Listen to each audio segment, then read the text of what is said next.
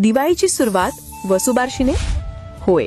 दीपावलीत फक्त लक्ष्मीपूजन नाही तर एक दिवस गायींसाठीही असतो. हा दिवस आहे वसुबारस किंवा वसुपूजनाचा, जिथे गायी आणि बछड्यांना सजवून पूजा केली जाते. तर ऋग्वेदात गायीला अग्नी आणि इंद्र सारख्या देवतांसोबत जोडले आहे, समृद्धी आणि आरोग्याचं प्रतीक म्हणून. तसंच पद्मपुराणात गायीला कामधेनू म्हणतात. कामधेनू म्हणजेच इच्छापूर्ती करणारी गाय. कश्यप ऋषींच्या कथेनुसार गायीची पूजा केल्याने घरात समृद्धी येते आणि वाईट शक्तींचा नाश होतो. गायींना स्नान घालून त्यांना हळदी कुंकू लावलं जातं. त्यानंतर त्यांना तृण, गूळ आणि गोड पदार्थ अर्पण केले जातात. तर फक्त गायींची पूजा एवढंच नाही, घर स्वच्छ करणे आणि सजवणे देखील खूप महत्त्वाचे असते.